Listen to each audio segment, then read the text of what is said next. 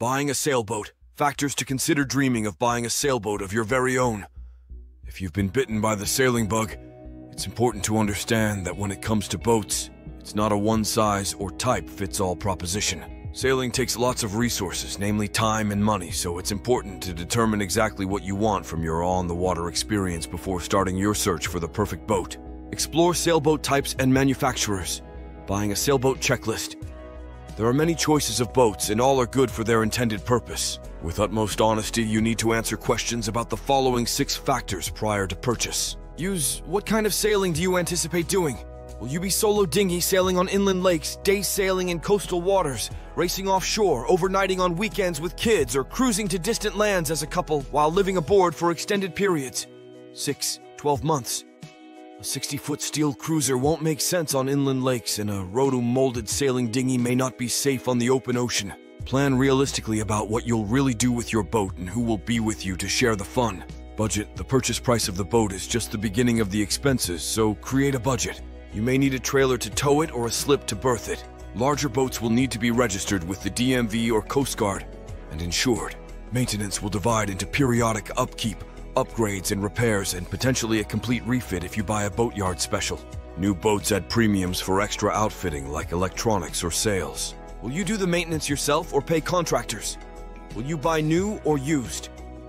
Most people overspend, so buy the smallest, most affordable boat that can still meet your sailing expectations. Learn more by reading the cost of boat ownership. Free time. Realistically assess the amount of time you'll have to spend on the boat. Now subtract the time you'll be fixing, cleaning, and generally caring for it. That's how much time you'll have left to enjoy it. Consider if you'll be happy spending time on the boat alone, and if you can manage it by yourself, or if you'll have to rely on the schedules and desires of others. Most boats don't leave their slips or trailers 80% of the time, so owning may not be the wisest decision. Location. How accessible will your boat need to be for you to actively enjoy it? Is an hour of driving to the slip a deterrence? How about an hour spent hooking the trailer up to your vehicle and towing it to the launch ramp? Do you live in a place with a significant sailing season or water with adequate depth for a keelboat? Depending on location, simple outboard-powered day sailor may make more sense for you than a larger boat that must be hauled and winterized.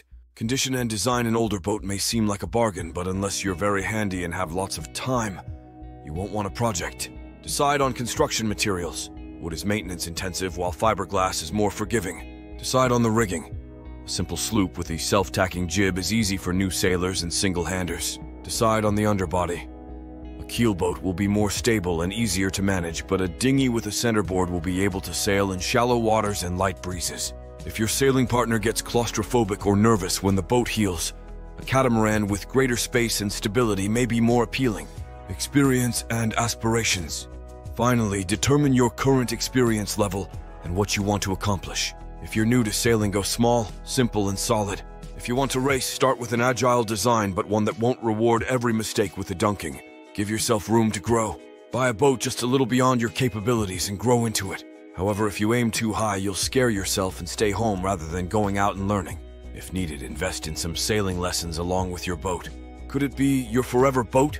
Starting small and simple has the advantage of usually being more affordable in case your first boat isn't the right fit for the long term.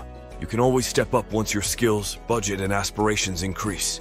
With time, it will become easier to identify exactly what your next boat should or shouldn't be.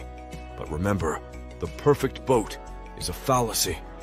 So make informed choices about trade-offs and have fun shopping.